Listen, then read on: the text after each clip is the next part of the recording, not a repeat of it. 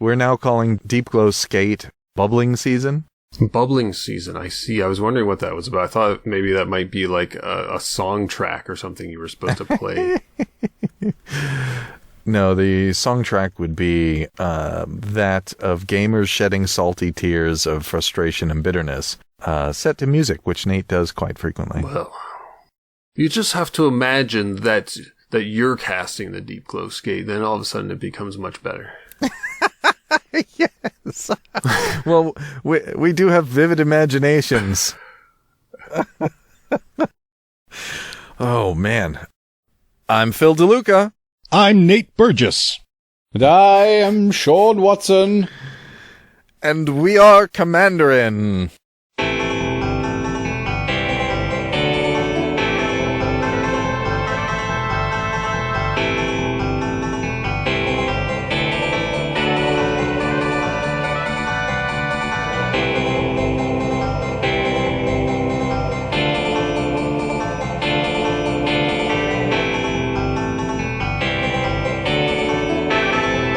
Commanderin.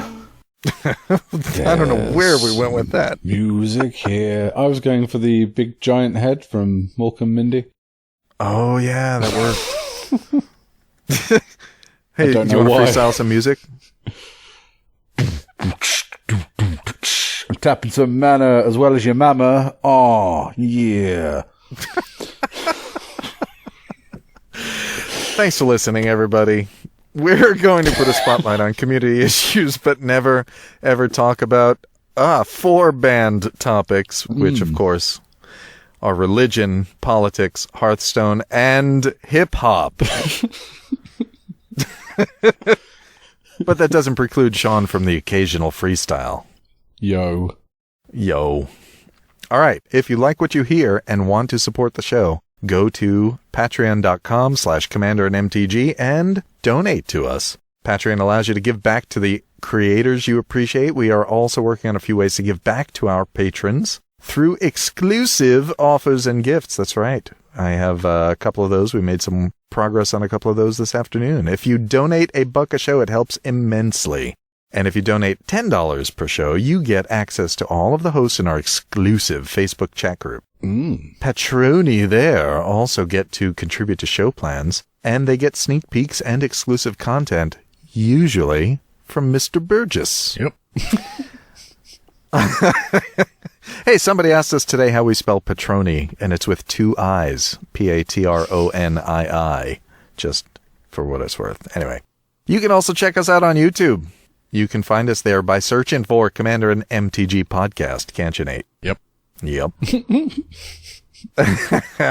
This week, we don't have a wonderful show lined up for you. We have an awesome show lined up for you. It's so awesome, Sean is foregoing sleep in order to bring it to you. Sleep is for the weak. Yes, Robin posted that earlier, did he not? Yes. We're going to talk about Commander 2016. To do that, we brought an expert. None other than the lead designer for Commander 2016, the Blue Lord, the partner prime, Ethan Fleischer. Hello. Thanks for having me on the show again. We love having you. Fleischer. Thanks for coming. So I'm Ethan Fleischer. I'm a member of Magic R&D, so I help make the Magic cards and design the Magic sets. I was the lead designer of Journey into Nyx, Commander 2014, Oath of the Gatewatch, and Commander 2016, which is coming out in just a couple of weeks. That's a lot of stuff. That's right. Bravo, sir. So I'm also a member of the Council of Colors. This is a sort of convocation of wizards who are responsible for maintaining the integrity of the color pie. And there are 5 of us, each representing a color, and I am Ethan the Blue, Master Wizard. Wow, you got one of the good ones. You got one of the 2 good ones.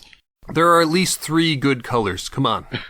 How did you select blue? How were you chosen for this important role as the Blue Lord? on the council? So everyone who was going to be on the council stack ranked their colors, which ones they preferred the most, and then I believe it was based on seniority. And so I was fairly high in seniority, and so I managed to get my first choice, blue, because that is my favorite color in all of Magic. Who is the Lord of Black, so I can start sending him love letters, or her love letters? Gavin Verhey is the Lord of Black. He was considerably lower in the seniority standings, and so he was not given his first choice, which was blue. Oh. Well, you know, he got the real best choice. And who is the green council of colours, so I can definitely not send them Unabomber-style letters? Yeah, Ken Nagel is the green wizard. He loves giant creatures and all sorts of other green things. So that's his favorite. And then to round it out, who's white? Right, so Jackie Lee is the white mage, and Jules Robbins is the current red mage, though until very recently, Sean Main was the red representative. Oh, yeah. We were going to discuss this in greater depth later. Did you have something to do with that? Blue versus red? Yes, it was, there may have been a hydroblast involved. Now, do you only get one copy of each spell? Do I only get one copy of each spell? I mean, generally, yeah. Yeah, so you can't use hydroblast against Jackie, can you? No, and that wouldn't work anyway. I mean, Jackie is the white mage. Oh, I'm sorry. Of course, I could always use Blue Elemental Blast against Jules. If that were necessary. Let's not forget that there is a very nearly functionally identical version of Hydroblast. That's right. I did not forget that. I just forgot that it was Jules and not Jackie. Ah, well, so then Jules is the one responsible for that topic we'll be talking about later. Moving on. But first... Good call. Yeah. So a little bit of news. This is, again, self-promotion for the podcast. Next week, we have another special guest. It's someone Ethan knows very well, having just someone I know? Yes. Yes. Who is it? The suspense is killing everyone, is it not? We are bringing on Ben Hayes, and this is the first time we're promoting someone like this, and we're trying something new.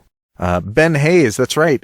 I think he was the lead developer for Commander 2016, wasn't he? Yeah, the name sounds vaguely familiar, yeah. Yeah. Ben Hayes. Yeah, Ben did some wonderful things recently, didn't he? He made, didn't he make Leovold? Yeah, I think so. Yeah. Thanks, Ben. Thanks for that. My paper meta salutes you. Do you? Yes. The 4 other members of your meta, also known as the Leovold players, are grateful. Do you have any dirt on him? What should we ask him? Dirt, huh? Ask him why he designed Deepglow Skate. I knew it. Oh, is it that his as well? So that goes on the list with Leovold and Prophet of Krufix, then. This is a man who may actually hate Commander. Did he do... hang on. Are we going to complete the recent holy or unholy quadrant? Did he also do Expropriate? Oh, I don't know. You'll have to ask him. Right, okay. Just mention all of the cards that you hate and ask him if he designed them. Awesome. We're actually going to mention Deepglow Skate in a few minutes. But first, let's talk about what we've been playing or playtesting. And you know what? We only really care about what you've been playtesting, Ethan.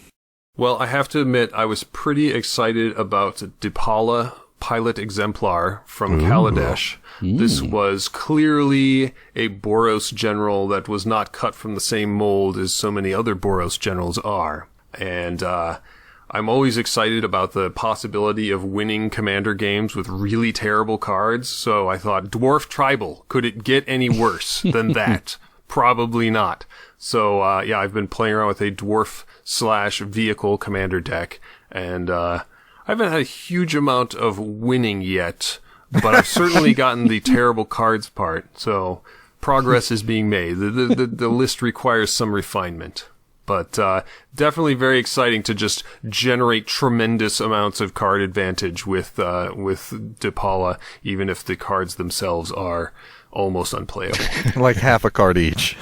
If that. Some of these are just like 1/1 Mountain Walk Dwarf. Like, what the hell am I supposed to do with that? I don't know. I'm going to find out. Well, when you play your Blood Moon, you win. Yeah, I guess. Indeed.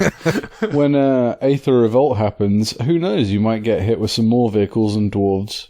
Yeah, it seems likely. And in fact, yeah, it could easily happen. Yeah, it suddenly becomes the best deck ever. I'm certainly hoping so. I bought a Depala in anticipation of Aether Revolt. But tell me something, Ethan. The important question here is, do you make a special sound for each vehicle when it's crewed? Oh, yeah, of course. I mean, the Smuggler's Thopter does not make the same noise as a Fleet Wheel Cruiser. The Fleet Wheel Cruiser has a deep, throaty growl, like a Porsche sports car.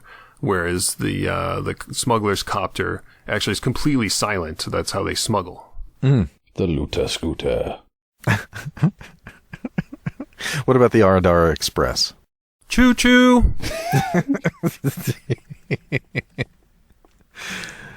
I like to imagine Sky Sovereign is just the sound of Nate laughing maniacally as he soars over the skies.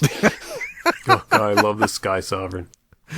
Nate, have you been using Sky Sovereign? It hasn't come out much. I don't have many decks that I use it in. I put it in my Depala deck as well as my Reki, the History of Kamigawa deck, because there aren't very many flying legendary things that go into a mono-green deck, so I need to use all the ones I can find. Do you put the Weatherlight into Depala just to sort of mock it with the other vehicles and say, this is what you should have been? No, I don't. There are enough cards to mock in the deck already. I don't really feel the need to do any extra mocking. Do you think we'll return to the Weatherlight saga in order to get a new one? That would be pretty awesome. I would be super excited if we could make a Weatherlight vehicle card at some point. That's sort of in your remit, isn't it? Yeah, I mean, theoretically, I can do anything I want. In practice, of course, there are all sorts of other people that I need to convince that things are a good idea. But, last we saw, the Weatherlight had a big hole in it and was sinking off the coast of Urborg on the plain of Dominaria. But anything's possible. Well, when we return to Dominaria, we'll see it again. That would be awesome. I regularly visit Urborg to see an old friend's grave, and I haven't seen any large ships in the ocean, so who knows? Maybe it's been patched over with some glistening tar. Yes, tar. Move along, nothing to see here. Well, this week we do have a wonderful segment. The segment that is a listener favorite, which we call The Watch List. The Watch List. Well done. Nate, do you want to tell us about the watch list? So the watch list is a segment where we look at a card, and it's a powerful card, enough to warp the meta. When it shows up, you're going to have to make some adjustments to your deck to either control it, clone it, get rid of it, or put it in your deck. Yeah. Nasty cards. What are some of the cards that have appeared on the watch list? Oh, Leovold, Emissary of Tress is one of them. Ulamog, the Ceaseless Hunger, Consecrated Sphinx. We got all the Soren Markov life total setting cards. Yeah. Prophet of Krufix. Yep, Grizzlebrand. What about my least favorite card in all of Commander? Go on, then. What's that one? Deadeye Navigator. I think Deadeye has been on there, yeah. I think he was an early doors one. We might have talked about it with Sheldon. That's good. I mean, luckily the card we're going to discuss today isn't disgustingly powerful with Deadeye Navigator, so... Well, that's a relief. Yeah. What is that card, Sean? Deepglow Skate. I'm sorry, you said that incorrectly. It's bubbling season? Is it bubbling season? See, round my way, we've been calling it doubling fish. Oh, that's funny. Bubbling season. Oh, if you are following the Commanderin drinking game, prepare to get absolute drunk. It's 4 and a blue for a creature, fish, that is a 3/3. Everyone likes fish, don't they? When Deepglow Skate enters the battlefield, double the number of each kind of counter on any number of target permanents. Its graceful glide paints the ocean floor with strokes of luminescence and the tears of commander players everywhere.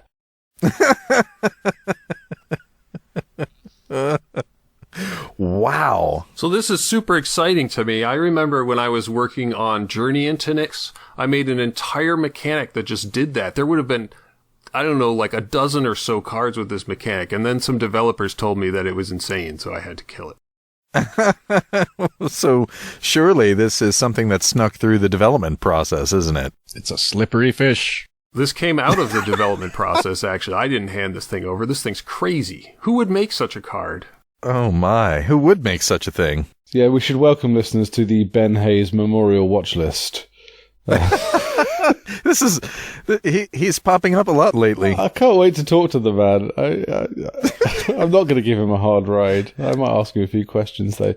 So, this is insane. So, I've recently been playing with Esper Super Friends, specifically to avoid doubling season and saying, well, is Super Friends a legitimate strategy without the crutch of doubling season? Because every time I play against, not just green, specifically doubling season, because every time I play against Super Friends, the only way it seems to win in my meta is by doubling season or less common, but occasionally a Gilded Bairn, like ultimating a Tameo, take your pick which one. And then this thing dropped, and I think the response I had was the same of many Commander players of, what the holy... Get ready for the blink there. There we go. Yeah, I mean, it sounds to me like, you said that Super Friends can't win unless it's doubling seasons. I don't know if I agree with that. Well, I didn't say can't win, it was the only way it was winning. Yeah, I mean, obviously it's a very powerful card in Super Friends, and anything else that uses lots of counters spread out over a lot of permanents.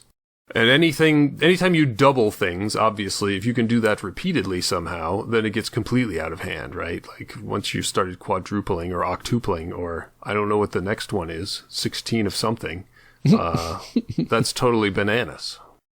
Nate knows. Mm-hmm. And this is an enters the battlefield effect, so it's not constrained by casting, and it can be blinked in and out of the field by a bunch of other things. Oh, God. It's true. It's a very powerful Magic card. I'm very excited to try it out in some decks.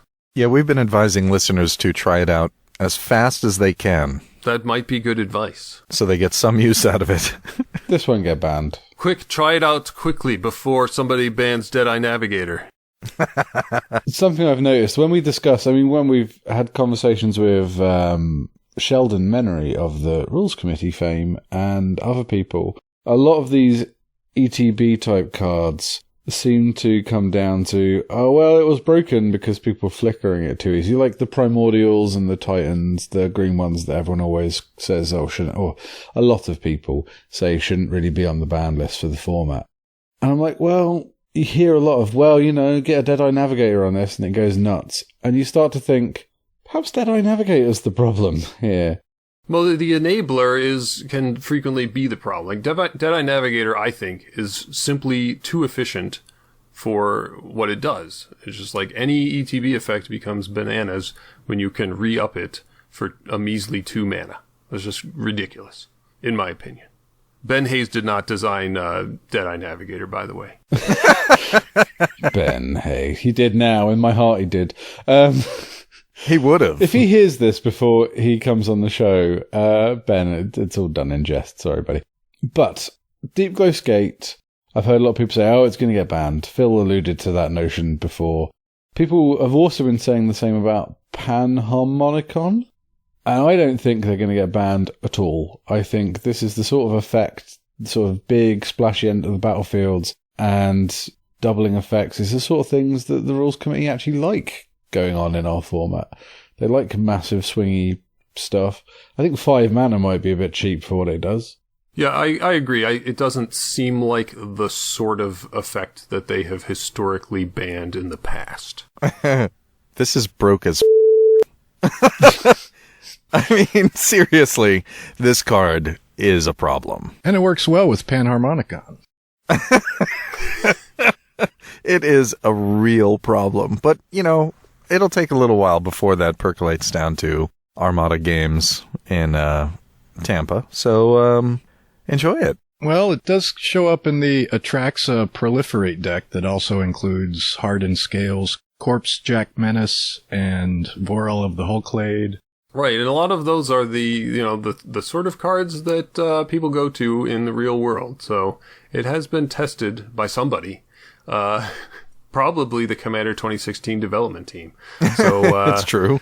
We'll see how it goes, but you know, I'm sure that if it turns out to be miserable for everyone, the rules committee will do the right thing by it.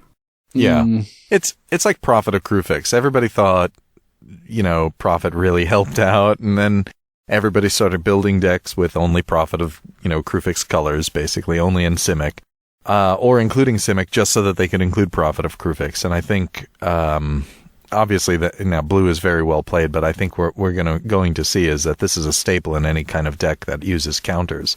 And we use counters a lot in Commander, and Planeswalkers are just, I mean... That's my problem, is the Planeswalkers. +1/+1s and things, and even, well, poisons aren't permanent, so you can't double people's poison right. or experience, or energy, yeah, because players aren't permanents. But that's fine. It's the Planeswalkers, like, doubling seasons hit the table, and you can see if someone's doing Super Friends, but someone with a Crozen Grip holds it normally. For, he's playing Super Friends, I'm going to find that Crozen Grip, or find some response to the doubling season, so when they cast the Planeswalker, this happens. The only way to stop the Deepglow Skate is hold a counterspell, or have Hushwing Griff. Like, Torpor Orb. Yeah, and because the Deepglow Skate comes down after the Planeswalkers happen. Right. You know, not before, because the doubling season has to be before. I think that little flip around of the timing of that effect is going to push it from already sick broken into nightmare levels. And I'm really excited about Atraxa. I'm really desperately unexcited about Atraxa Super Friends. Do you think this card makes blue Planeswalkers more of a kill-on-sight card? Yes, absolutely. I don't think it makes them more. I feel like Planeswalkers in general are always kill on sight. Like, certainly in the groups I play with, if a Planeswalker shows up, that thing has a target number 1 on it, always. Planeswalkers rarely make it to a second activation in the games that I play in. That's true for games I play in, unless it's me using Narset Transcendent and I'm playing against... I don't know how you manage to do that all the time. The Magic Gods just watch me play that card and go, yeah, you're going to get Nick.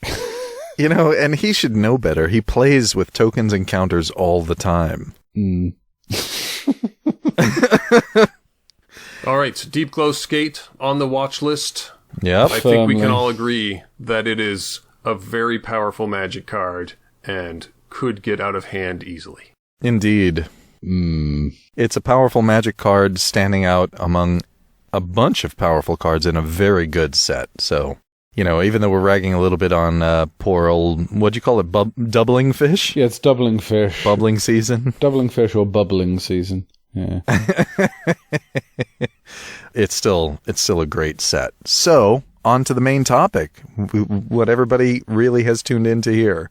Not just us whining about bubbling fish. There, I combined both of those. How about that? So, we're talking about Commander 2016. It releases only in 2 days on November 11th, 2016. For those of you from the future. It features a cycle of 4 color commanders, 1 in each deck. Each deck retails for $34.99 US per deck. And so altogether that puts it at around $150 to $180, depending on what sort of breaks you get. And if you buy them singly, of course, you're going to pay the upper end of that. So let's talk about 4 color commanders, Ethan. Why did you do that for this set? Basically because I'm a masochist. So yeah, the first time we did a commander set, it was 3 color, and then we did the other 3 colors. So, you know, there were a total of 10 different 3 color combinations.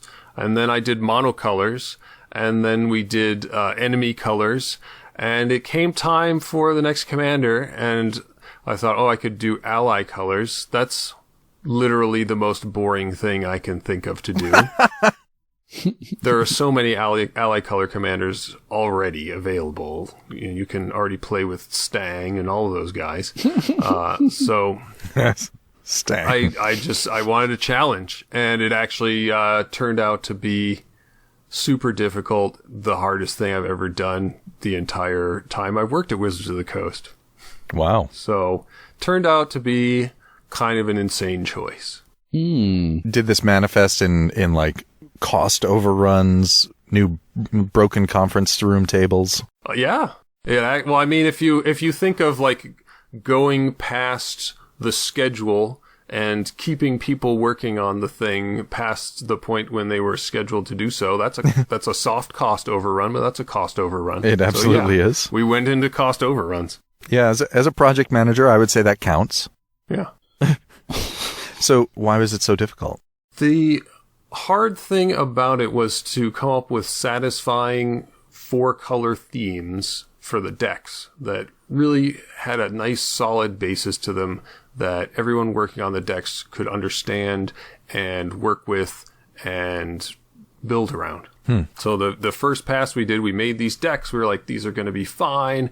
And I showed them to the development team, and they were like, what is this? How are we supposed to do this? You guys this doesn't make any sense. And we had to go back to the drawing board on 3 of the decks and completely redesign them from scratch very late in the design process. Wow. To bring it up to where it needed to be. Can you talk about what some of the problems were? Yeah, the deck themes were very mechanical in nature. They didn't have a sort of strong philosophy behind them that felt like it was organic to the color pie. It was just kind of like, there are some things that are in these colors, and let's mash them together into a deck. And that's fine. I think people would have been okay with it, but I'm super happy that I was able to go back and like give them really solid identities that were endemic to their color identities. I think you've, particularly with the 4-color specific rather than the partner guys, I think you've really pulled that off. Everything feels like it has a cohesive theme, and you can read that card and say, okay, I understand what this deck's going to want me to do and how I can expand and build on this deck if I want to expand that theme. It feels tight. Thank you. I think I wouldn't have even known where to begin, sir. So bravo to you. Hats off. Thank you so much. Yeah, it turned out really well. Now, without going into detail, because we're going to talk about them, what is your favorite 4-color commander, and which is your favorite deck, actually? Oh, that would be super hard to pick. Yep. All right. You're gonna pin me down. I think just as a card, I think Yidris, the Maelstrom Wielder, is my favorite, just because I love the Cascade mechanic, and he makes everything have Cascade. So how can I lose? Yeah, it's true. That's a fun word to say, Cascade. Cascade. Cascade. Says the host piloting the Maelstrom Wanderer deck. Shut up, you. I get to say it twice. Yeah. And is the Yidris deck also your favorite deck? No, I don't think so. I'm really excited about the idea of building a group hug deck out of Kainios and what are those guys called? Tiro. Kainios and Tiro. Yeah, that to me, like from the deck building perspective, I feel like that's the one that interests me the most because I've never made a group hug deck before, and I'm looking forward to trying something new. Well, now you can sort of say you did. I like that one a lot. It makes me think, how do I make this commander win? How do I win with this deck? Yeah. Which makes you a better Magic player. I'll get into it when we go to the detail stuff, but I have a rather unique plan, I think. Ooh, I'm excited. Oh, excellent. All right. We had a couple of questions about mana bases. I know we're going to get into the mechanics shortly, but let's get the mana bases out of the way. Nate, do you want to read these? Patron, Andrew Bentley. Hey guys, love what you do. I want to know how they selected the mana rocks. Like, why the ones they chose? Why Soul Ring in every deck, but not Chromatic Lantern? Also, were the new 4-color commanders always going to cost one of each color, or did they fool around with activated abilities for a while? So as far as the mana rocks go, we always put a copy of Soul Ring in every single commander box. It is just a thing that was actually mandated by Aaron Forsyth, the director of Magic R&D. He said, look, every single commander box has to have Soul Ring. It is the most iconic card. It is the most busted card of all of Commander. And almost every Commander deck wants a Soul Ring, let's be honest. You can never really have too many of those things. Right. So that's the answer to Soul Ring. As far as like Chromatic Lantern goes, that's a rare card. And so we generally try to avoid putting a rare reprint card in more than one of the decks. I don't know all the details about how all of the mana bases were built. A lot of that was changed a lot during development, but I can talk about general philosophy things. And then as far as the 4-color commanders, we definitely always planned to have the sort of face card of the decks be a traditional multicolor card with all 4 colors of mana in the casting cost, but we experimented with all kinds of crazy things for what could be in the cards behind that in the box where the partners are sitting right now. We played around with a monocolor card with 3 different colored activated abilities. We played around with a hybrid card that was 2 colors in the casting cost and then had an activated ability that was another hybrid ability that was 2 different colors. We played around with, we literally had an equipment that had a 4-colored Phyrexian mana activated, equip cost, and said card name can be your commander on it. Holy hell. I would have... Yeah, what else did we try? Nuts, sir. Nuts. And, we had one that was, 3 different hybrid mana symbols in the casting cost that no one could actually figure out how to tap their lands to cast. And we had a 4-color planeswalker that said card name can be your commander. That was sort of like the Commander 2014 planeswalkers. Did you ever try flip cards? We did not try... flip cards like from Kamigawa or like transform cards rather than flip cards, yeah, sorry. We didn't try transform cards. I think that having double face cards in a commander set is probably exciting enough that it could support an entire product. Like that could be a whole year is like, this time they're double face cards. So I didn't feel like using that juice right here in this product. I felt like 4-color commanders was pretty exciting in and of itself. I think the having a 4-pipped strong identity for one of the commanders, like the face card, was probably a good idea. So this is what this is. A bold statement. Yeah, this is what it's about. We're doing 4 colors this time. If you care about that, here it is right on the front, and you can get excited. That seems like the way to go. Yeah. You have sold me a lot of cards this season, sir. We have another question about mana bases. Patron Henry Stukenborg. Greetings! Thanks so much for engaging with the community. The new Commander products look amazing, but I'm curious about the decision process you use to build the various mana bases, including the multicolor land choices. All right. So some of the, each deck plays differently. They all have a different strategy. And so some of them have different priorities about this one really needs the lands to come in untapped and this other one's kind of dirtily. So maybe it doesn't need that as badly. So a lot of those choices were made by people who understand things like that very well, i.e. not me, but the development team is full of people who know a lot about building a mana base, and so a lot of those decisions were made by them. One of the cool things that we found that was particularly good for this product and maybe just wouldn't go anywhere else ever again were the Odyssey filter lands. Yeah. So these are lands where you can pay 1 mana of any color and tap this land to get 2 mana of a particular color. So you tap, Deepwater Catacombs or whatever, and you get blue and black at the same time. And those are not very good at all in like a 2-color deck or really even a 3-color deck. But once you get up to like 4 or 5 colors, those lands really start to come into their own. So that was a cool thing that they found that I was pretty excited about. No Zendikar fetch lands then? No.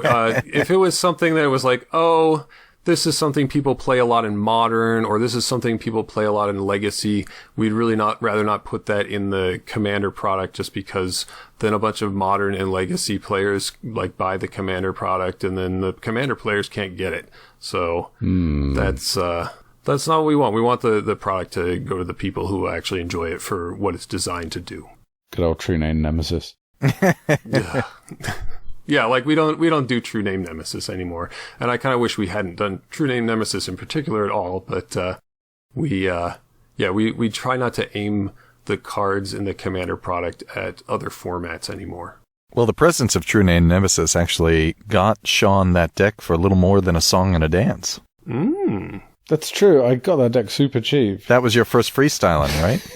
It was, yeah. It was a literal song and a dance. I managed to find someone who desperately wanted just the True Name Nemesis, but they couldn't afford the whole deck, so they paid the lion's share of the cost, and I bought the remainder of the deck off them for, a third of the RRP, or MSRP, sorry, of the deck, and said, you have the True Name Nemesis, go have fun with that, I'm going to go play Commander, enjoy your Legacy.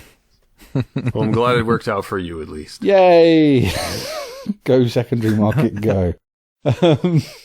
One of the new mechanics sort of relies heavily on having a diverse mana base, and that's the partner mechanic.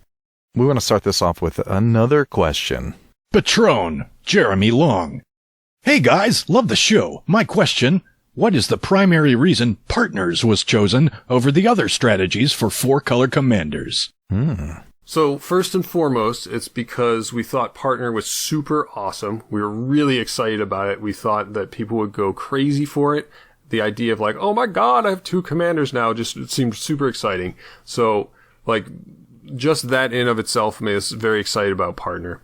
And then we actually ran into problems with the other ways to define the commander's color identity, the ones that I just talked about a minute ago, the Phyrexian artifact and all that stuff.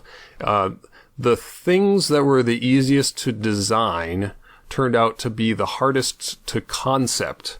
So like the easiest thing to design was like, this is a hybrid card and it has this other hybrid activate ability. And it's like, how the hell do you concept this? It's just like, what is this? What is this supposed to represent in the world of Magic the Gathering? I have no idea what that means. Like, how do you make 5 like that? So it's really important that the mechanics and the creative elements have a harmonious relationship, and that you're not just setting one thing or the other up for failure. So we ended up cutting out the sort of wild card commanders, we called them, which were the ones that were doing weird things to get to the color identity. And then we just doubled down on the partners and worked really hard on getting the normal multicolor 4-color cards into the right space. Partner's beautiful, by the way. It really is beautiful. That was Ken Nagel. He designed that. He came up with the idea, and I was like, I don't know. This seems like it wouldn't be that great. And the other members of the team were like, no, do it. And so we tried it, and I was convinced. So one of our listeners, Dean, he'd been playing with this exact mechanic for some self-designed cards. And he was doing a set and getting us to play test with them. He said, I think they should do it this way. And we were like, oh, that's a great idea, but no, it will just be hybrid mana or activate abilities or something. And he was spot on the money. It was bang on. And it's such an elegant and ingenious design because it gives the player so much choice and variance in the sort of decks they can play with. I hope we see it again in the future. Yeah. I don't know. I know you like to try new things. Well, if people buy enough Commander 2016, there's a good chance that we'll see them again. But if it languishes on the shelf and I get laid off as a result, then probably not. Wizards should allow us to do microtransaction sales and just let us buy individual cards directly from Wizards. That wouldn't change the rarity issues at all, would it? It wouldn't impact rarity issues at all, would it? Yeah, That sounds like a surefire way for us to continue to survive as a company. Yeah, when Dean, by the way, Dean's last name is Guti. He's at Grubfellow on Twitter. Everybody should follow Dean if they aren't already.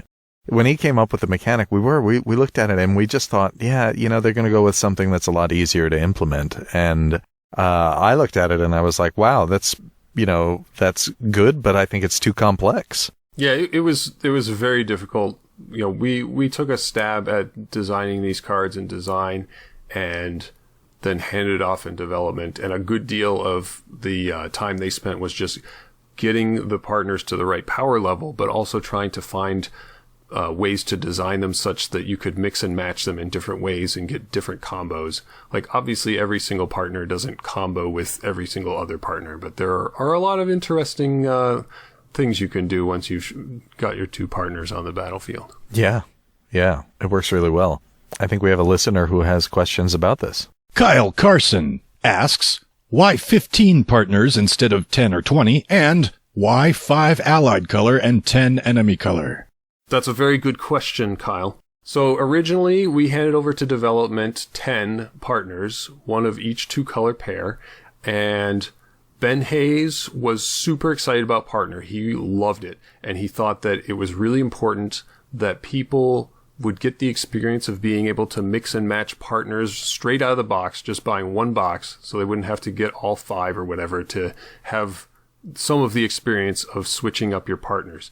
And so he wanted to have 3 partners in each deck so that you could pair one of your partners with, one of the pair the ally color partner with one of the enemy color ones, or pair it with the other enemy color one, and have variety of experience there and get a small taste of the experience of mixing and matching partners that way. So 15 was the minimum number that we could do and get that result, right? And then as far as 5 allied and 10 enemy, there are, as I mentioned earlier, a lot of ally color legendary creatures already, and not nearly as many enemy colored. And so we thought, all things being equal, we might as well have twice as many enemy color commanders here, just so that we can correct this historical injustice. All things being equal, says the master of blue magic. If you did them again, would you reverse it? Would you do 5 enemy, 10 allied?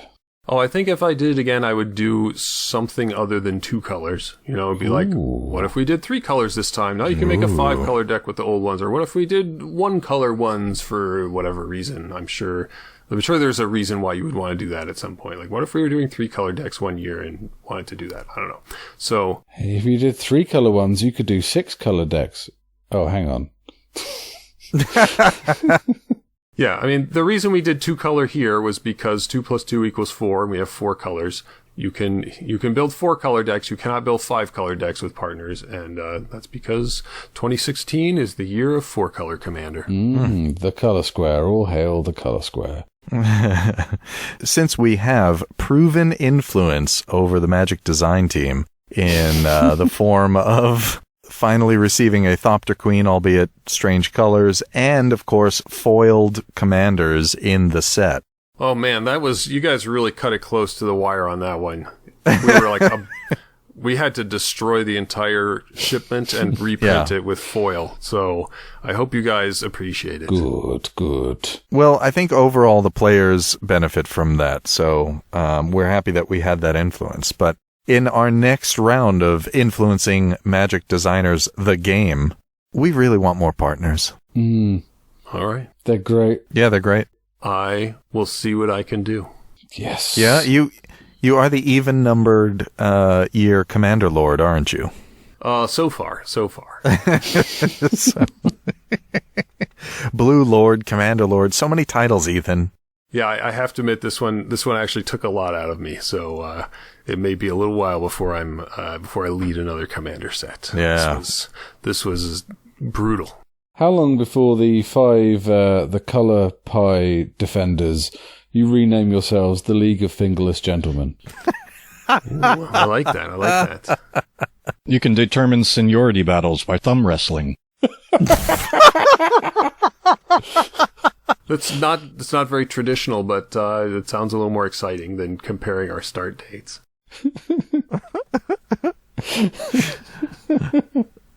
That's hysterical. Oh man. Do you call yourself the 5 council members? No. We just we're still kind of working on it. Like I literally just recently ordered a blue hooded cloak, and I'm trying to encourage the other members of the council to LARP a little bit more. So we'll see how that goes. And I'm trying to come up with titles for all of us. Like I'm Master Wizard Ethan the Blue, and I'm hoping everyone will kind of get into it a little more. Well, yeah, Ken Nagel would have to get a ghillie suit, wouldn't he?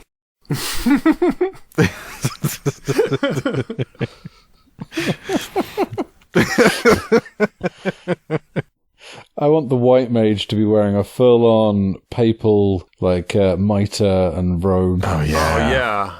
Yeah. Wow, that'd be cool. Oh. Yeah, so hopefully when I show up in full costume next time, they'll realize that they need to step up a little more. Well, we did preview Kydelli. We're very grateful for that. Thank you if you had any input into that. Our listeners really appreciated it. We got a lot of feedback about that. Yeah, I was in the preview planning meeting. I said that the Commanderin guys need a preview, and Blake Rasmussen, who's in charge of such things, says, "Oh yeah, those guys who wrote me a song. Of course, I'm giving them a preview." Yay. So I don't know how much. I don't think my influence had anything to do with it. And it was all about the song you guys wrote for him. By you guys, you mean Nate. I'm not going to claim another man's credit here. Yeah. Did you hear the Kydelli song, Ethan? I did. I really enjoyed that. Yeah, so did I. Excellent. A bit of Kyle Carson's question that we've not read that I was actually interested in the answer to myself. I can guess it, but I want to hear it from the horse's mouth. Any particular reason why both commanders need partner? It seems like it would have unlocked a crazy number of decks if only one commander needed to have the ability. That would be crazy. Yep. It would be insane. Yeah, we talked about that briefly, but ultimately, if you make it so that a partner can partner with anyone, then you have obsoleted the commander format as it used to be. Like, you just make it so that there's no reason for everyone to not just run 2 commanders all the time, because why wouldn't you? I would love to have access to an extra commander whenever I want. So in order not to destroy the format that we love so much, we decided to make it so that the partners could only partner with each other. So if you wanted to do this thing, you had to do it within certain parameters, so that my other commander decks wouldn't have to have these extra guys hanging around. Yeah, basically every commander deck would be 5 color, wouldn't it? If you opened it up halfway. Because all my decks, I would just have Kydelli sitting in the command zone as well, just so I can access those cheapo ramp spells, which I don't normally play with. Even if it wasn't 5 color necessarily, even if you had a Simic commander and you added Kydelli, it's just like, why would you not do that? There's no reason not to do that, and it just would make everything so much more homogenous. Like, everyone has Kydelli who's playing Simic. Well, that's boring, right? What I enjoy about Commander is the variety. And I've never seen a Krufix themed card bust open a format before, so at least that would have been new. Ben Hayes. It seems if you did that, the new partners would have to be a bit weaker, and you'd call them maybe sidekick or something instead of partner. Yeah, we did talk about doing that during Commander 2014, actually. That was kind of where the lieutenant mechanic started from, was like, what if we had sidekicks? What if I had a little, 1/1 vanilla sidekick? That's about as much as we could give you. They would have had to been so weak to not just be universally played that it just was clear that it wasn't to the benefit of the format. Good call. Andrew Bentley asks, what 2 partners are your favorite and least favorite? So my favorites... Oh, I don't know what my least favorite ones are. I haven't really thought about that. I'm just going to tell you my 2 favorite ones and why they're my favorites. I guess my least favorite is that one that everyone complains about on the internet.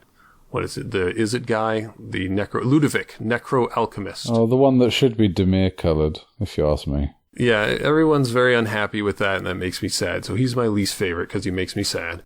And then my favorite one to play with would have to be Thrasios, the Triton hero. Ooh. So I have this Simic deck that's like it's a ramp deck that just ramps into doofy sea monsters. And it's the Creatures of the Briny Deep deck.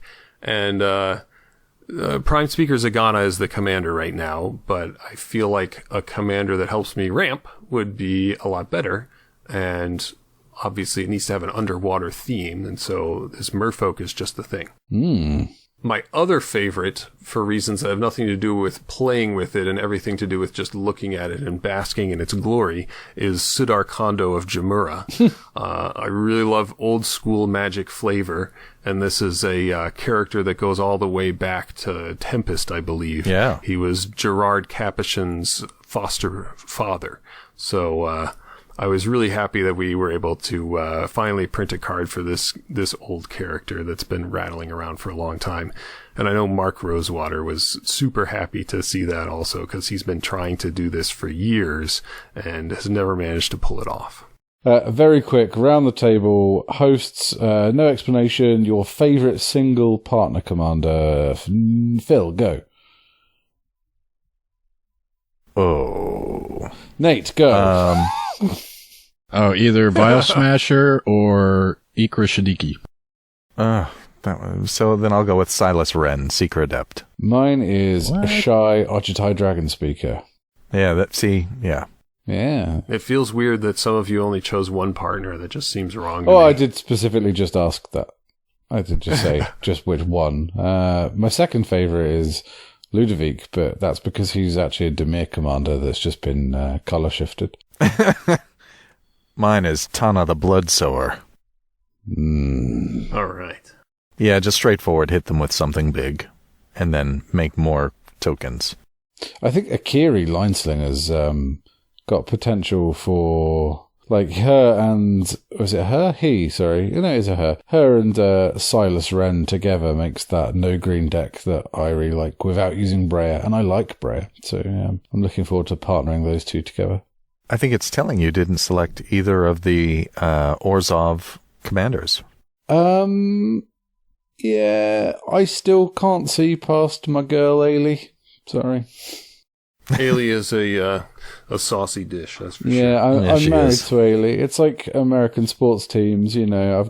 I'm married to one team, but I can have a girlfriend team as well. But you know, you do it in a different, you know, division at least. You don't do it in your own home. So I'm not going to cheat on Ailey. Wow, that's some loyalty there. Are you sure that's Demir? Are you sure you're Demir? Oh, I know. Oh, I'm Esper, really, aren't I? But Yeah, you really have switched though. yeah, well, I do love the Orzhov philosophy. It plays how I like to play Magic. Anyway, we're going way off topic into me. Way off topic. Right. All right. There's actually another mechanic, brand new mechanic in this set, and it's Undaunted. Right. Undaunted says this spell costs one less to cast for each opponent. So obviously this is not something we would ever put in a regular Magic set where you only ever have one opponent under most circumstances. And even in a two-headed giant thing, it's not that exciting. But in Commander, you can have quite a few opponents. I've certainly had 4 opponents quite a few times. Yeah. So this is a way to get some powerful effects in there, and the greater the opposition, the easier it is to do it. It's pretty simple and straightforward, but I think it has a nice pleasing simplicity to it. Yeah, one of the new Undaunted cards has kind of stirred up the internet a bit. Divergent Transformations. It's the red instant that exiles 2 target creatures, and for each of those creatures, its controller reveals cards from the top of his or her library until he or she reveals a creature card, puts that card onto the battlefield, then shuffles the rest into his or her library. Right, so this came out of the Council of Colors. We don't just zealously guard the color pie in a very conservative way. We also look at ways that we can adjust the color pie to make Magic more fun. One of the things that we noticed was that red was struggling in multiplayer. Red is traditionally very aggressively focused, and it has a lot of, sort of tries to use every resource at its disposal to get the opponent down to 0 life as quickly as possible. And when you have, 3 or 4 opponents, this becomes difficult. Like, the amount of resources that is needed to get one person from 20 to 0 is not up to the task of getting 3 opponents from 40 down to 0 each. It's just doesn't scale that way very well. So we've been looking at sort of multiplayer and commander-friendly mechanics that we can make up for red, or that we can move from one color into red. And Divergent Transformations represents the idea of the polymorph effect, which has been traditionally blue. We thought, this feels chaotic. This feels random. So let's give it to red and see what kind of fun things red can do with that. Is that going to be a permanent switch? Is it going to become like it's now primary in red and secondary in blue, or? I think if it feels wild and random, it'll be red, and if it feels more controlled, it'll be blue. So they'll both share a similar space, but in general, the very random ones will be red. Art department did a cracking job on Divergent Transformations. Yeah. Yeah, I love Kev Walker, and he can always do a humorous one when we need it. This is a good one. So this is not a retconning of another color pie break/bend, is it? This is something you guys actually thought about and said, no, this really is something we should do. Yes, this was very deliberate. This is not a situation where somebody made a mistake or went off the reservation. It was very much planned out in advance, and you'll be seeing more cards like this in the future. Awesome. Is this when you, as the Blue Lord, decided to exact a cost or apply a cost and say, no, I need something? Well, I got something. So you'll see what that is, when we get to it, when it comes out. But, yes. Is blue getting a burn spell? Yeah, not a burn spell, but you'll see. 1 blue mana, 3 damage to target creature or player. Instant speed. Hang on, this seems familiar somehow. Blue now gets coin flips. All right. Hey, let's move on. This is kind of the is this the dessert of our show, where we talk about the new 4 commanders? Yeah, let's do it. The 4 color commanders, isn't it? Yes. Yeah, let's hit this one. Which of you two wants to talk about Atraxa? I'm the resident Phyrexian here, sir. Yeah. Well, wait, there's nothing Phyrexian about her. Mm-hmm. You wish, Phil. You wish. Hey, I'm playing her. Oh, really, Phil? I think that should be forbidden.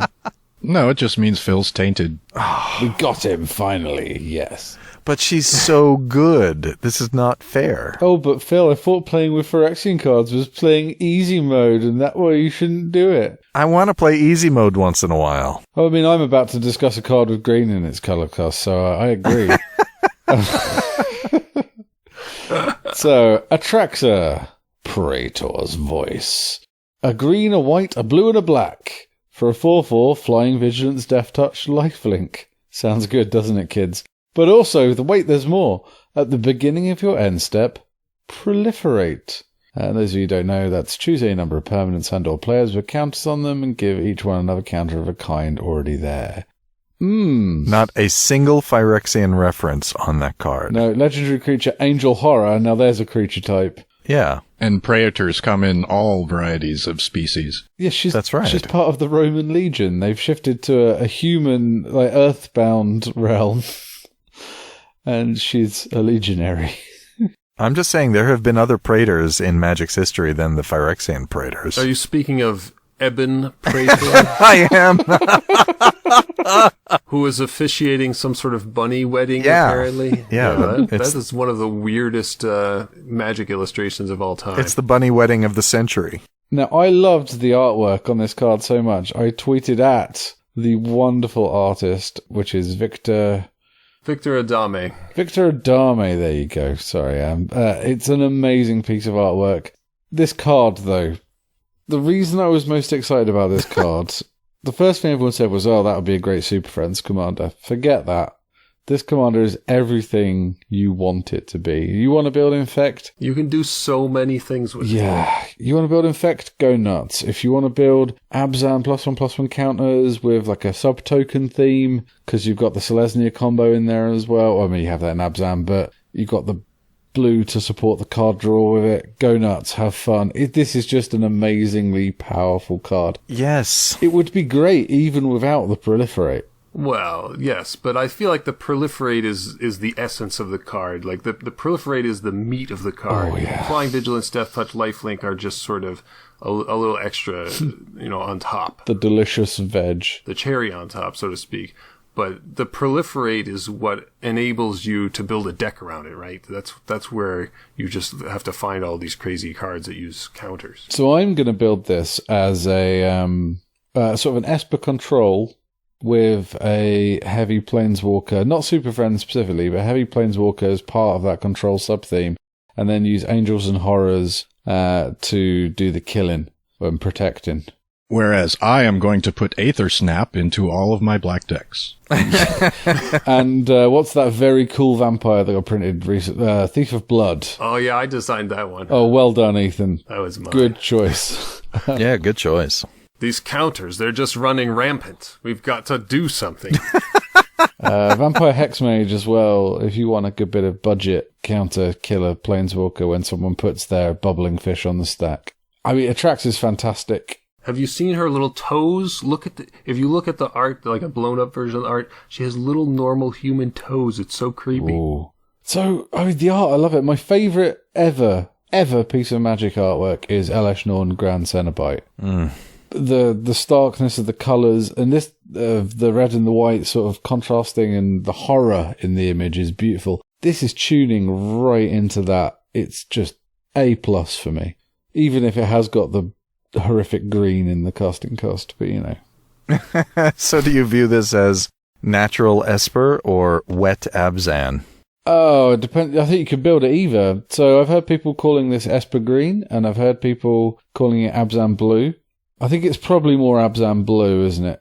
But I actually think it's probably Bant black, if we're honest. See, I would prefer if everyone just called them by the commander's names. Like, what if this color combination was just Atraxa from now on, right? Yes. Is that the way you're thinking of it? That's how I like to think of it, but I don't know if that's the right answer, but that's the one that feels right, because if it's like these three colors and then this other color, I don't know, that feels awkward to me. It's because in Standard you had that Jeskai black deck, and I think that set the convention for a 4-color theme. Yeah, Dark Jeskai. Dark Jeskai, yeah. Yeah. So maybe this is Dark Bant. Sean, in the Skype text chat window, I've posted a link for you so that you may, you and Ethan may together indulge your toe fetish. Odd human foot fetish. All right, we should probably move on. We only have 5 minutes left for each commander. Okay. Oh my goodness. God, that's Atraxa, yes. All right, who wants to talk about Brea Ethereum Shaper? I'll talk about her, since I've drawn her in my league, actually. Brea Ethereum Shaper is our next 4-color commander. She is white, blue, black, red, a legendary artifact creature, human, 4/4. When Brea enters the battlefield, create 2 1/1 blue Thopter artifact creature tokens with flying. For 2 generic mana and sacrifice 2 artifacts, what a coincidence, you can choose one. Brea deals 3 damage to target player.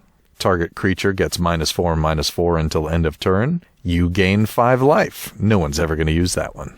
But there you go. Not sure about that. Maybe at instant speed and emergency. Yeah, I mean, if somebody's got a Wrath on the stack and they don't have anything better to do, why not gain some life? True. Oh, we should ask, who is the sub-team design lead for Atraxa? So, it was pretty complicated.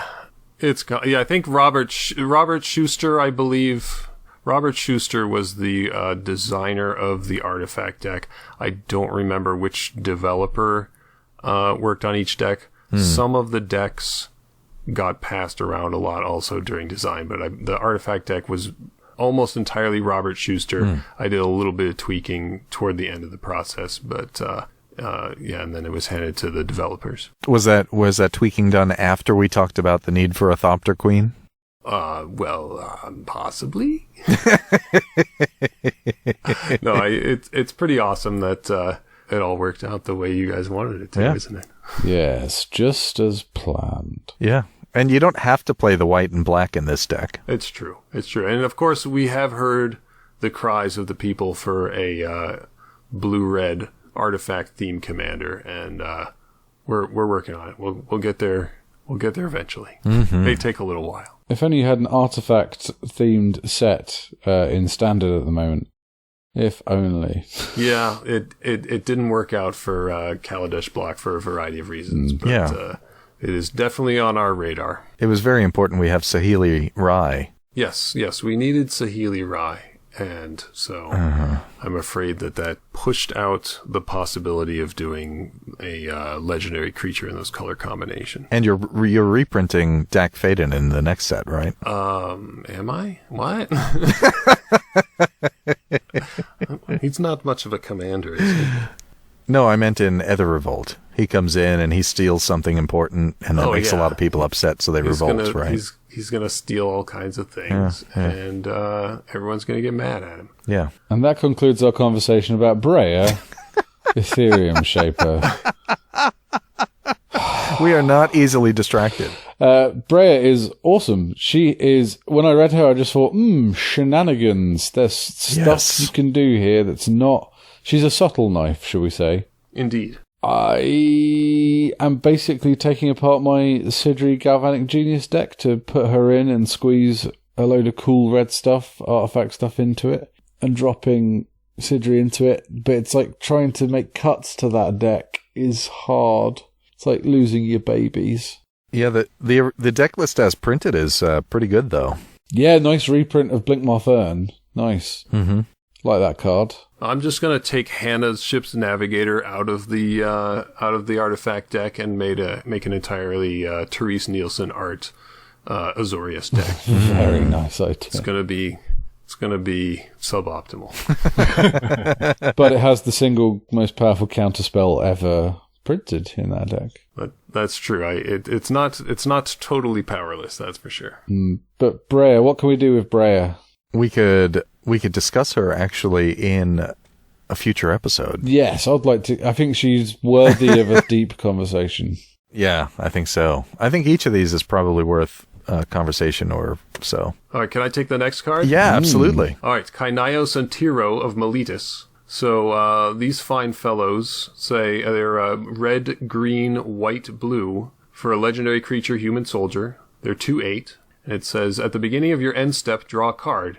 Each player may put a land card from his or her hand onto the battlefield, and then each opponent who didn't draws a card. Yay. Look what we've fought for. Look what we've built together. So my plan is to build, modify the deck that comes in the box and make a group hug deck that never attacks anyone and just gives people things. Probably gives the weakest player things and just tries to make everybody happy and make sure everyone has enough mana and everyone has enough cards and gets to do their thing. And then when the time is right, when I have enough mana, I will draw Hurricane or I will draw Earthquake and I will kill all but one player at the table. That the player who remains might be me, it might be someone else. We're just going to have fun until we don't, and then the game will be over.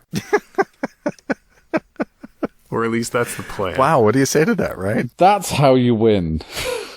Right. Now I know. That's his secret tech. Hurricane or Earthquake. And it's important to note, it's not even him winning, necessarily. But he still wins. Right. It's with this deck that I envision, it's not going to be about winning. It's just going to be about making sure that everyone has fun, that everyone has enough cards, and everyone has, some token creatures if they need them, some extra lands if they need them, and then when we've had our fun, it'll be over. It's the opposite of stacks decks. It's beautiful. Yes, it is. It's like an anti-stacks deck. Which is weird because it's in the traditional, three of the traditional colors of stacks decks. I loathe Stax decks, except for Hate Bears decks. I like a Hate Bears deck, which is sort of Stax deck. All right. Quick question. Which of these two chaps is Kanaios and which is Tiro? Wow. Yeah. I have no idea. I'm just going to assume it goes from left to right and say that's it, but I don't actually know the canonical answer to that. Find out and tweet at us. All right. I'll let you know. I'll talk to Kelly Diggs or someone from the creative team and find out which is which. It didn't occur to me for some reason to even think about that. I don't think I've seen that answered anywhere. 2 different people have asked me that. I said, which is which? And I think they asked it on the Commander's Brew podcast as well. Oh my goodness. All right. Well, clearly the people want to know. Yes. And I am a man of the people. People need to know. So I will find out. And did you design it as 2 1/4s with partner? Of course. Of course. No, in design, this card was called Parade Float Mayor because you were handing out treats to everyone from the float going down the street. Parade Float Mayor. Yeah. It's a flavor win card, by the way, and I think what's happened on the Vorpos with it is excellent for the community. Yeah. Yeah, I'm super happy with the card. I'm happy that it's going to be on the front of packages in every Walmart in the United States very soon. That's going to be great. You know, something is lost, though, when Creative gets their claws on these cards. Parade Float Mayor?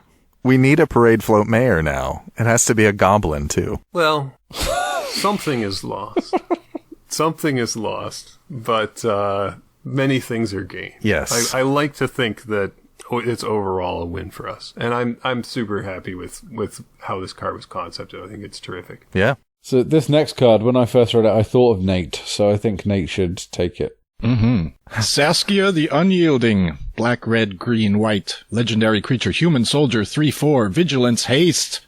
As Saskia the Unyielding enters the battlefield, choose a player named Sean. Whenever a creature you control deals combat damage to a player, it deals that much damage to the chosen player as well. That's funny. My copy reads the same way. This will be for the edit, but you both. Right. Oh, I think that might stay in. I think I might have designed this card, actually. It's hard to keep track anymore, but this one looks like I might have designed it. I'm not sure. Why couldn't that have been a triggered ability when she enters the battlefield? Which bit? Well, according to the show notes, that would be broken with panharmonica and strionic resonators, so that would be terrible. Yeah. So am I right in thinking if you crack a Blade of Selves onto her, attack with her, they all enter the battlefield, the copies, all die, but you've set all players to Saskia's ability? No, the players chosen by the tokens, only the tokens care about those ones. Are you sure? Each copy of Saskia is treated separately, and they would all have their own chosen players, but they don't all the players chosen don't all like converge on the real Saskia or anything like that. You're just taking all the fun away. I've seen a lot of the preliminary decks for Saskia have got the Blade of Selves in it, so I was wondering if people are thinking that one of them slightly quirky rules. Yeah, it doesn't work at all. Yeah, that's too bad. But, I mean, still. I mean, Blade of Selves can go on any of the other creatures in the deck, which plays into the theme of, like, hit everyone for lots of damage and kill them as quickly as possible, so it may just be thematically appropriate. I think what you want here, Sean, is a double combat phase. And between the combat phases, you want to blink Saskia. Tricky. It could be done. What I would want is Saskia on the field, a Hydra Omnivore with a Blade of Selves on it. Ooh. Well, hold on. Let me write this down. That's the magical Christmas land. You don't even need Saskia for that anymore. No, but Saskia will, like, do a lot of additional... let's say you're in a 4-player game, so Nate's been Saskia'd, and 3 Hydra Omnivores attack. How much damage does Nate take? You can do the maths, gang. Maths. let's say he's just at 8-8. He's not got any bonuses on him. Just 8-8. Green's so dumb. Yeah, that's a lot of damage. 32 points, I think. Oh, I think it's more than that. It is more than that, yeah. It's 8 times 3 times 3. That sounds like more than enough. Yeah. All right. Let's move on to the next one. Yidris, Maelstrom Wielder. Blue, black, red, green, legendary creature, ogre wizard 5/4 with trample. Whenever Yidris Maelstrom Wielder deals combat damage to a player, then as you cast spells from your hand this turn, they gain Cascade. Cascade. So this guy is wielding elemental chaos here. Yeah, that's pretty good. That Maelstrom is something, huh? It really is something. That Maelstrom, I don't know. Hey, how about that Maelstrom? Yeah, I mean, I love Cascade. I love sometimes you're just too tired to be strategic, and you just kind of want to let's just see what happens. We don't need to plan this out. Let's just do it, and hopefully it'll be something cool. And I think we have a lot of things like that in this deck. It's a very red deck, isn't it? It feels red. It is. It's the way it wants to play. Yeah, it's sort of the embodies the opposition to white's orderliness, and that is sort of the essential red-white conflict is order versus chaos. So it is a very red feeling deck. Yeah, we didn't really have time to dive into that. Mark's article on that. Was it Mark or you who wrote that article? Oh, I wrote that one. Okay. Well, your article about that, Ethan, was really cool. It was neat that you found a way to embody what these decks were about by just looking at what everybody else had in common against the color that was excluded. Mm-hmm. Yeah, find some objectionable quality to the color, and then everyone else is in opposition to that. So like black is all about selfishness, and so the non-black deck was all about altruism, right? Ayn Rand would hate that deck, but that was our philosophy. I only recently discovered who Ayn Rand was, by the way. What a fascinatingly... Yeah, that you probably don't see nearly as much of her in Britain, I assume. Yeah. No. Well, so as with any podcast that begins discussing Ayn Rand, we are probably at the end of the show. Quick bit of tech for Idris, sorry. Beseech the Queen is an amazing tutor for Idris because it actually has a CMC of 6. Because of its weird hybrid mana. There you go. Good bit of cheapo tech. Yeah, or anything with like a cost reduction or alternate casting cost could be pretty bananas. Yep. Lovely. I guess we'll be seeing plenty of that, huh? Beseech the Queen.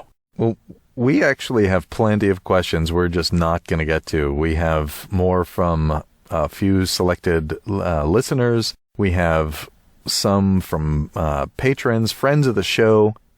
We even have some from Daryl Bockett, the casual guy. But we're just not going to have the time to address all these, are we? Yes, unfortunately. I'll tell you what. Is there some way we can do this later via email or on Twitter or something cool like that? Oh, if you wanted to do an Ethan Reads segment, we could send you the questions and you can read those into a file all on your own if you want. All right. I will do that. That sounds great. Wow. Thank you. That's really cool, man. Thanks. No problem. We should record some interstitials, just us going, that is interesting, and I agree. And you guys can just edit them in. Or, excellent observation, Ethan. That would be an ecumenical matter. No, that sounds good. That's a reference for fans of British comedy. Really only, but yes. There's something in the works that we could talk about. So we asked one of the PR representatives from Wizards, Kayla, if Wizards could provide a set of Commander 2016 that both Ethan and Ben sign. And she said yes. Yeah. Absolutely. That's only 500 cards. Well, yeah. Ethan's hand is going to get a little bit tired, but that's okay. He needs a break from designing Magic cards. No, actually, Ben and Ethan will sign the boxes in the set, and then we'll give that set away to one of our listeners. Details of the contest are still to be determined. All right, Ethan, it is the end of the show. Do you have a message of the week for us? So, my message is, at the commander table, always comport yourself with honor and with dignity. That's great. Don't use stacks. If people want to get a hold of you, what's the best way for them to do it? The best way is to contact me on Twitter. I am at Ethan Fleischer. That's ETHANFLEISCHER. Or you can email me at Wizards of the Coast. So it's ethan.fleischer@wizards.com. I always love to hear from fans and discuss how we can make Magic better. Wow. That's awesome that you gave everybody your work email address. Yeah, just hit me. It's fine. Thanks for coming on the show. This was a blast. Oh, I had a great time too. Thanks for having me. Yeah. We love having you, Ethan. We genuinely do. Yeah. Anyway, okay. So thanks for Am I supposed to say something? No, we're all group hugging right now. Phil's gone wistful All right, on us. sorry. He goes into these moments I of have. reverie occasionally. I miss you, Ethan. It's been so long. Well, I guess we'll see you whenever the next set comes out. Poor fingerless bastard. Yeah, it won't be too long. I was one of the lead designers of Amonkhet, which is coming out in just a few months. So I would be super happy to come back on the show. Oh, excellent. Talk about all the sweet legendary creatures that are in that set. Oh, yeah. Ancient And more. Egypt. Oh my god, I'm so excited. I know. We saw the cover for the art book today, and it's amazing. Yeah, it's gonna be good. It's gonna be real good. My favorite sort of mythology/history period, ancient Egypt. I'm so excited. So, a sneak peek. Will there be large monuments to Nicol Bolas in this set? I couldn't say. I'm not allowed to say anything about it. Oh. Not even Bolas horns? All those things that you may or may not have seen, I can't say anything about. Got it. Okay. I want to see a giant dragon riding a tiny chariot through the desert, whipping some tired-looking horses that are looking up at him with an expression on their faces as if to say, "You can fly, man. Why are you doing this to us?" But you know. Thanks for tuning in, everybody. If you like what you heard this episode, head on over to patreon.com/commanderin.mtg and donate $1 a show. We really appreciate it. Or just give us a 5-star review on iTunes. I'm not saying that contest we were just talking about, maybe.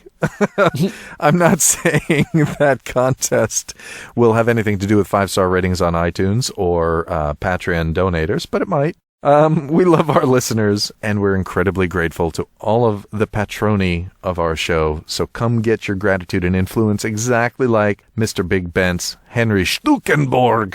That made some people wince. And Jeremy Longot this episode.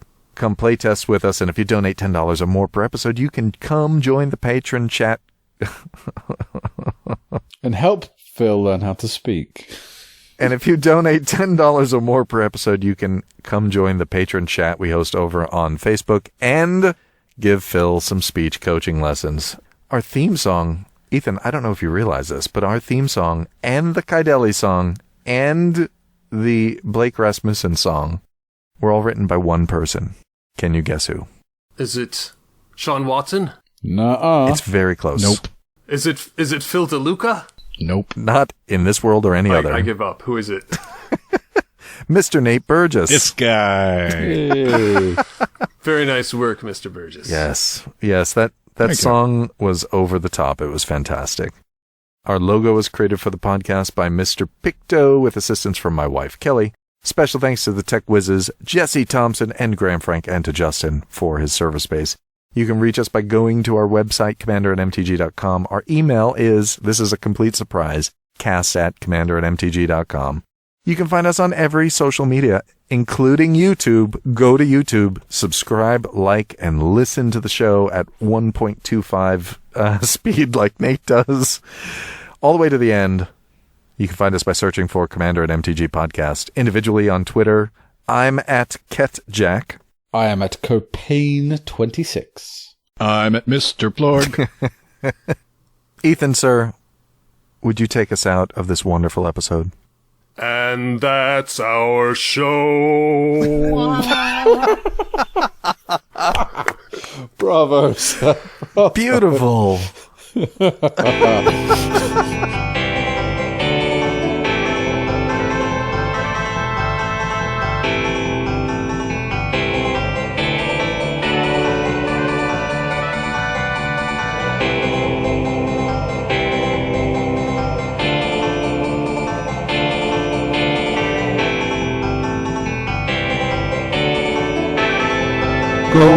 Commanderin. I can always tell the guests that have listened to us because they take us out properly. Where some of them go, oh, yeah, I listen. And you go, and take us out. And they go, bye, see you next time. Yes, sometimes awkward silence. Cheers. Yeah, that's a good one. I would love a soundbite of Ethan saying modern. Oh, But yeah, I understand if you can't say that. all right. Well, good night, fellas. Thank you, Ethan. What a pleasure.